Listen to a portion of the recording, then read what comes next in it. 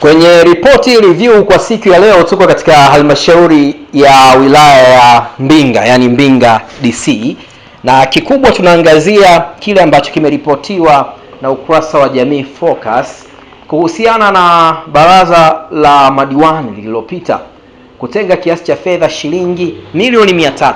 Kipindi hicho walitenga fedha hizo kwa ajili ya kununua gari aina ya Costa kwa ajili ya kusafirisha watumishi wa halmashauri hiyo pamoja na waheshimiwa madiwani. Sasa kwenye hiyo taarifa inaanza na mwenyekiti wa halmashauri ambaye anafafanua kwamba madiwani walionelea kitu gani wakati wanapitisha fedha hizo kwa ajili ya ununuzi wa gari hilo. Ni kweli halmashauri yetu wakati bunge limevunjwa na mabaraza yamevunjwa, mkurugenzi mtendaji pamoja na wataalamu waliona wanunue gari aina ya Costa.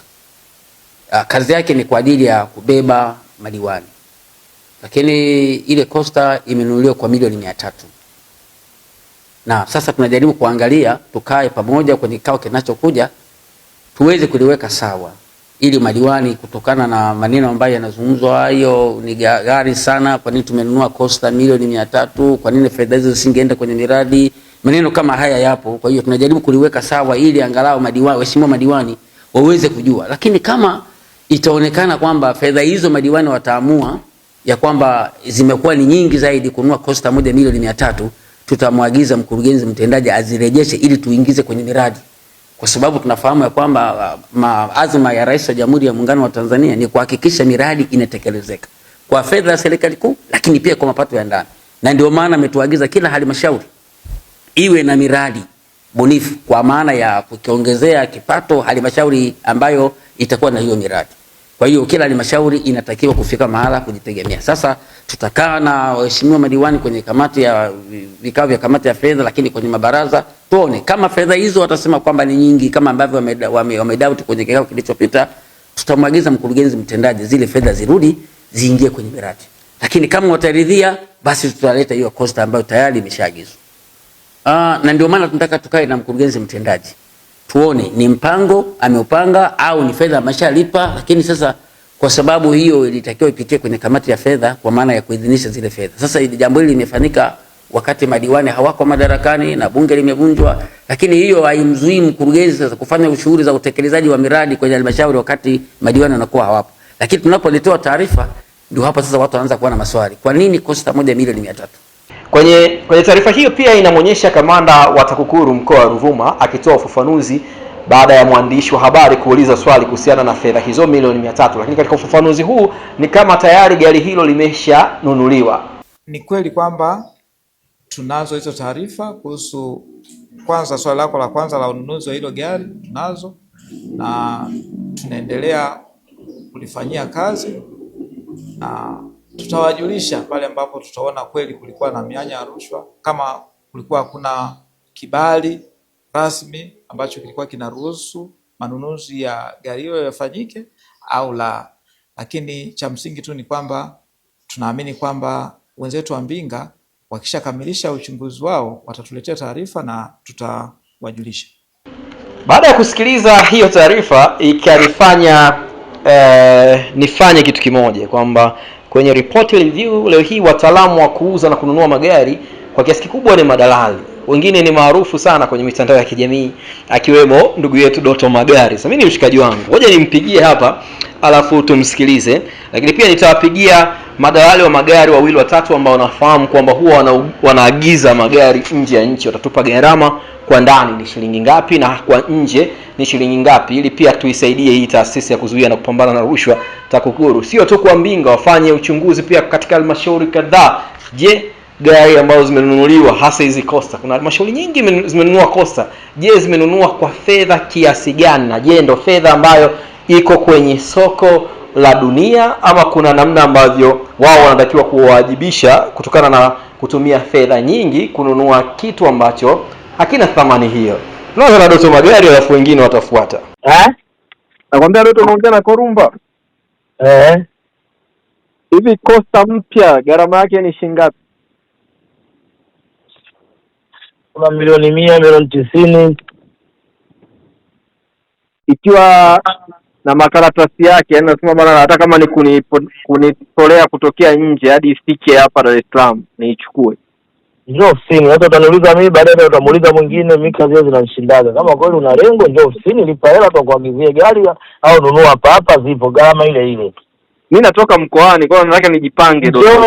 Ukifika njoo sasa mkoani ndo nini wewe? Mimi niko Marekani na nafanya biashara. Kwa mwisho kabisa nije na pochi ya shilingi. Sijui. Kanunue shamba lako tu ulime pilipili basi. Uonekane mwana kilimo na yeye mwana kijiji. Kwa hiyo Doto hiyo ulonitajia una uhakika nayo au ndo ya kuanzia? Sijui, kanunue shamba lako ionekane mwana kijiji basi. Maana una hela. Doto mbona unanunua kosta pa kulala unako? Sasa ununue kosta ujue linalala kwako. Unanunua gari ya milioni 100 nalala sehemu. Una akili wewe msomi.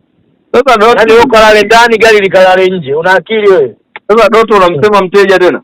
Una mteja wote. Sina nakufahamisha sasa, mimi nakupa mawazo na malengo. Yaani unanunua kosta ya milioni 90 alafu gari na nje unalala ndani. Wewe umesoma mpaka la ngapi? Form 4 chuo au masters? Wewe mwasikia Mbinga huko halmashauri wananunua gari.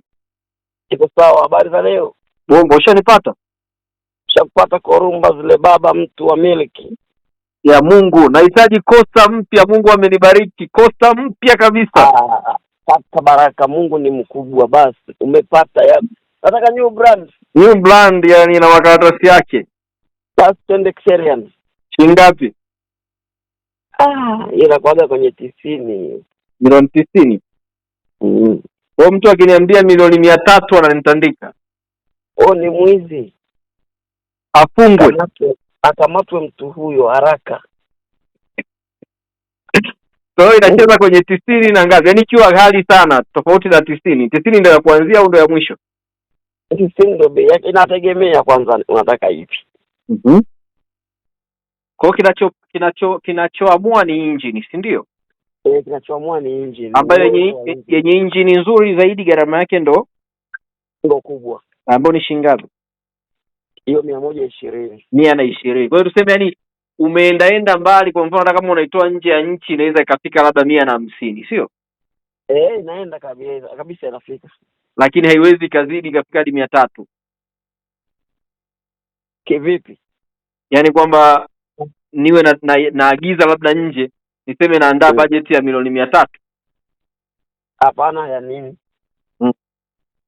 Sana hiyo biashara. 300 ya nini? 300 usiale magari makubwa hivi. Bomba, unaongea na Korumba. Niambie Kolumba, mambo yanasemaje? Poa, habari ya da? Salama kabisa, habari za siku mingi. Bana poa. Ndio kaka. Hivi Costa inauzwaje ikiwa mpya? Maana wewe ndo mtaalamu wa kuagiza magari nje. Costa. Injini ya zamani wa NHZ zile wanauza milioni 85. Injini mpya hizi wa NHDT wanauza milioni 110. Kama kuna mtu yuko serious mwambie ni mpe Costa. Nazo Costa 4 nauza. Nazo 2 nazo 4 namba E, nazo 4 namba D. Nzuri kabisa. Tiru kabisa. Ni kama tunabadilisha tu biashara, tunatoka kwenye Costa tunaingia kwenye mabasi makubwa. Mpya kabisa. Hata nilikuwa nataka ni store Dar es Salaam nilete Arusha. Wewe ukusikia kama Mbinga wanahitaji Costa kwa milioni 300? Mbinga? Halmashauri ya Mbinga. 0 kilomita haifiki kwa sababu yale mabasi ya Kimbwe unayaona? Yale mabasi ya Kimbwe si makubwa kidogo? Costa. Mabasi ya Kimbwe yana abiria 41.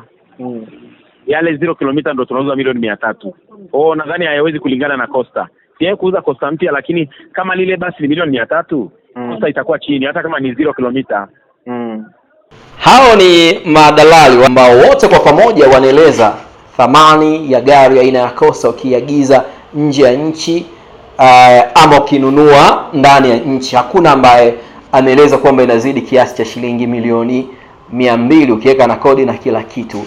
Lakini pia wanaeleza kwa namna ambavyo gari hizi zinatofautiana kwa maana ya uwezo na gharama. Kwa hiyo kule Mbinga wenzetu ni milioni 300 na huenda hiyo gari imeshanunuliwa, na TAKUKURU anaeleza kwamba uchunguzi unaendelea katika hilo. Kwenye report review kwa siku ya leo huenda TAKUKURU ikatoka na kitu kipya zaidi cha kuangalia namna gani wanaweza kuendesha chunguzi hizi. Na isiishie Mbinga tu, kuna halmashauri kibao ambazo zimenunua magari kwa namna hii, na isiangaliwe tu kwamba je, walikuwa na kibali. Kuwa na kibali ni kitu kingine, na ambacho wanapaswa waende mbali kwamba hicho kibali kilivyotoka, je, fedha zote zilienda kwenye ununuzi wa gari hiyo, na kama kuna fedha ambazo zilibakia basi zirudishwe kwa ajili ya kuchagiza maendeleo kwenye halmashauri hizo husika.